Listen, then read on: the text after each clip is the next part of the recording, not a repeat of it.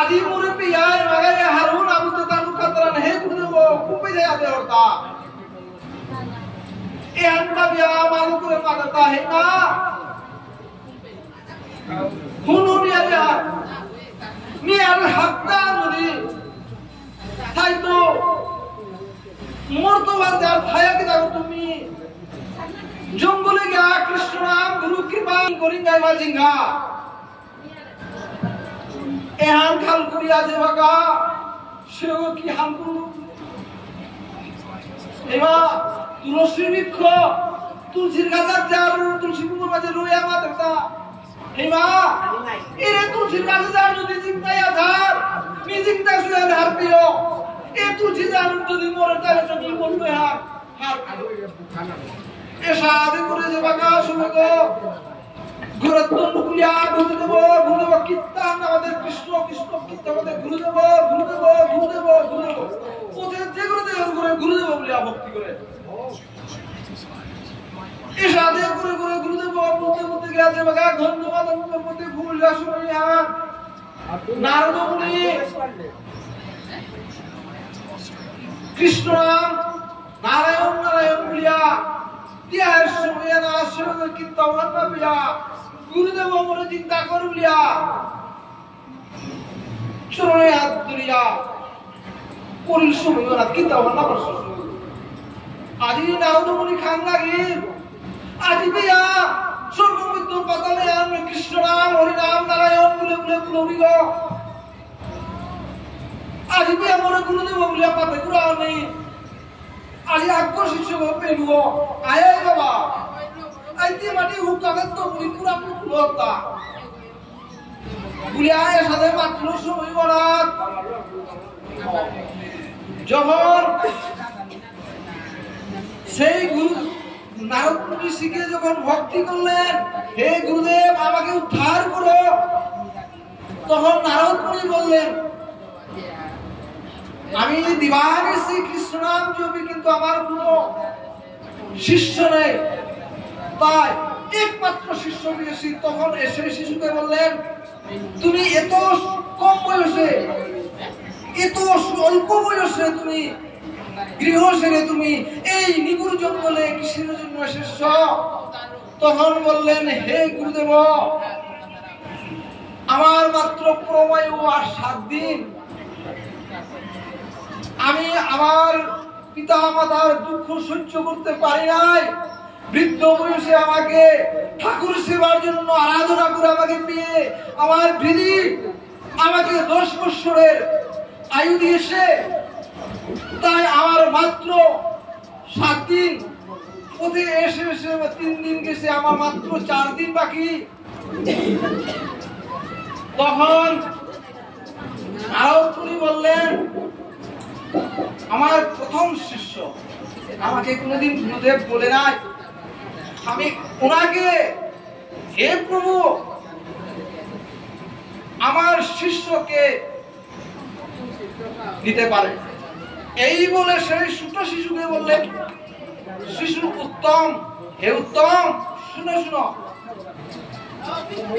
তুমি এই আমি মন্ত্র ধারণ করলাম করণে সেই মন্ত্র দিয়ে এই মন্ত্র উচ্চারণ করে এখানে বসো গুরু কৃপাহি কেবলম এই বলে যখন সেই গুরু কৃপার বলে যখন সেই গুরু মন্ত্র জপ করতে লাগলেন সেই শিশু সেই উত্তম তখন নারদ মুনি বললেন হে উত্তম এরকম তুমি জ্ঞান করো না আমার পুরে এসো দুয়ে মিলে পুরে কৃষ্ণ নাম পুরে গুরু মন্ত্র নারদ ঋষির পুরে আর স্বয়ং নারদ মুনি উনিও কৃষ্ণ নাম জপ করতে লাগলেন জপ করতে করতে যখন ওনার শেষ আয়ু কালকে মারা যাবে আজকে যখন যমদূত এলো 2টা যমদূত যখন উত্তমের সামনে এসে যখন দাঁড়ালেন তখন সেই যমদূতগুলা এই মন্ত্র বলে উত্তমের নিকটে যেতে পারে নাই নামের গুণে, তখন বহু এরপরে আবার কয়েকজন এলো, কেউ পারে না। সবে হাহাকার হয়ে যমদূতগুলা যমরাজের কাছে গিয়ে বললেন, হে মহারাজ, বিধির বিধান পাল্টে গেছে, উল্টে গেছে। সেই ব্রাহ্মণ ছিল উত্তম, উনার আয়ু শেষ, উনি বেঁচে আসেন, উনাকে আনা যাচ্ছে না। এই যখন বার্তা দিলেন, তখন স্বয়ং যমরাজ এলেন। যমরাজ তার যমদূতকে নিয়ে যখন এলেন, তখন যমরাজ সেই নারদ ঋষির কৃষ্ণ নাম এবং গুরুমন্ত্র সহ্য করতে পারে নাই। যমরাজ তখন উনি কি করলেন, যমরাজ বিধির বিধান উঠে গেছে, তাহলে তো স্বয়ং যেতে লাগবো সংহার কর্তা শিব। শিবের কাছে গেলেন, দেবাদিদেব মহাদেব অঘটন হয়েছে, মরতে বিধির বিধান উল্টে গেছে। সেই ঠাকুর ছেলে উত্তম, আয়ুষ দিচ্ছে, এখনো জীবিত আছে। তখন যমরাজ সহ শিব এলেন সেই গন্ধমাদন পর্বতে। শিব পারলেন না, সেই নামের শুদ্ধ গুরুমন্ত্র বাহিরে আর যেতে পারলেন না, উনি সামনে যেতে পারলেন না।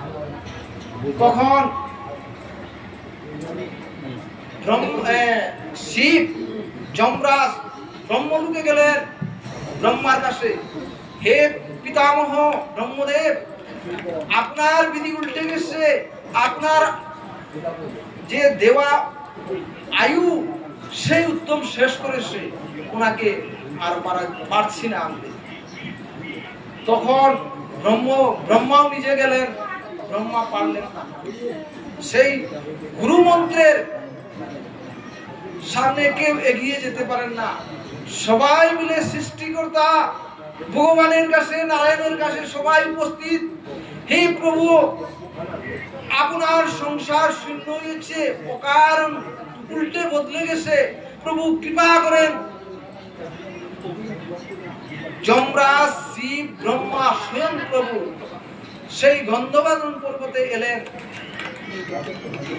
তখন সেই শিশু উত্তম গুরুদেবের কুলে গুরুমন্ত্র জপ করছে, আর নারদ ঋষি কৃষ্ণ নাম জপছে। তখন সবাই, ব্রহ্মা, বিষ্ণু, মহেশ্বর, যমরাজ সবাই সামনে এসেছেন, আর স্বয়ং প্রভু ডাকছেন, হে ব্রহ্মা, হে নারদ। নারদ শুনছে না। বহুবার ডাকার পরে নারদ একময়ে, সংসারের মধ্যে একজন শিষ্য পেয়েছি, উপযুক্ত শিষ্য, আমি গুরু থাকতে কে আমার কাছ থেকে ছিনিয়ে যেতে পারে? আমার নাম বন্ধ করতে পারি না, পারবো না। হে লীলাকারী, আপনি যদি আমি নাম বন্ধ করি, তাহলে আমার পুরোহিত আমার ছেলেকে তুমি নিয়ে যেতে, আমি পারবো না, নাম বন্ধ করতে পারবো না, আমি নাম বন্ধ করতে পারবো না। এই নারদ ঋষি নাম, তবে প্রভু যদি আমি নাম বিরত থাকা করলেন বিধান,